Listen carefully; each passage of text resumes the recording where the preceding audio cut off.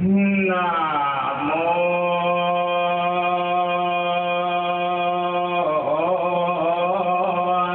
ตัสสะภะคะวะโตอะระหะโตสัมมาสั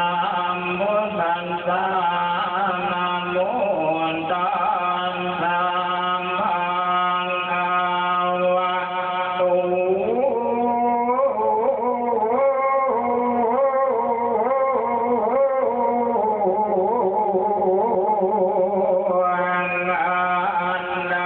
ะหะโตสัมมา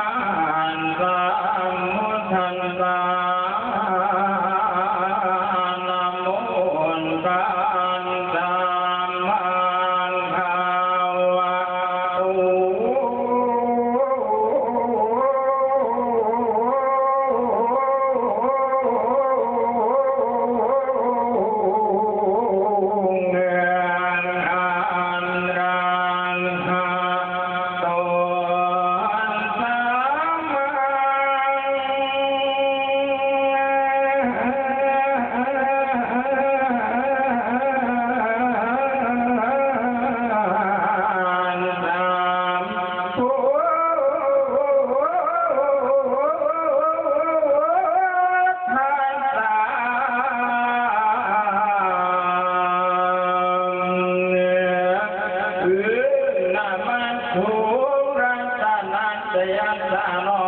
จอมใจอาชีวะ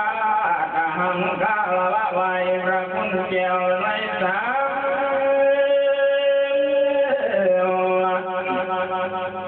องค์พระพุทธเจ้าผู้เป็นเอกนักขาพระสัมมาวิสุทธิยอดบรมพุทธาน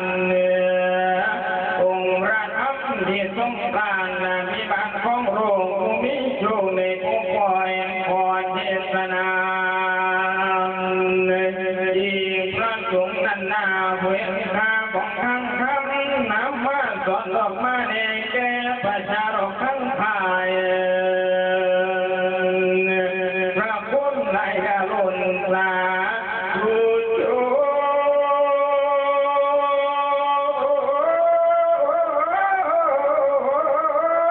ในสองต่อขาขอรอใส่เก่า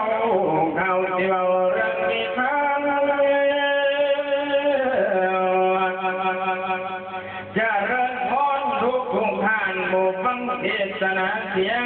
โสตสาธรรมเทศนาร้องบาง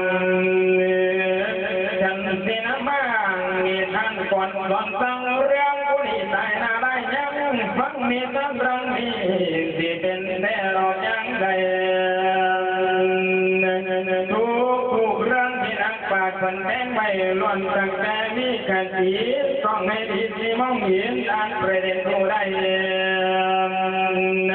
หัวเพียงใจดอกนักเหนียวอยากความแค้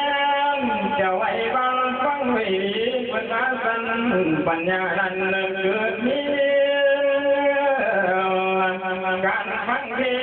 ศน์นี้ทำให้เกิดอานิสงส์ผลของการฟังคำหาประการสงฆ์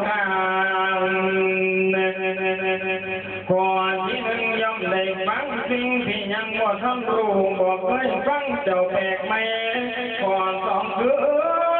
ฟังแล้วว่าเข้าใจสิเข้าใจชัดคือเล่นแจ้งกว่าแต่หลังข้อที่สามความสงสัยแต่ก้อนกันกันสิค่อยบรรเทาข้อที่สี่ตั้งความเป็นของเราให้ถูกของเราของได้ข้อที่ห้าจิตของใจไว้บุญที่เป็นบุญผู้ฟังเทศจะมีเศษยิ่งโหดดังคนได้อาประการนี่ละโน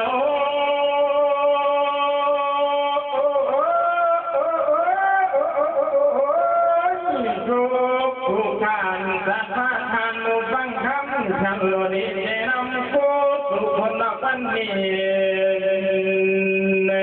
จังเป็นบารมีรุ่นสาธุชนพอแล้วสมเป็นเจ้าผู้แท้ผู้มาแล้วก็เกินน้ำขอให้ทุก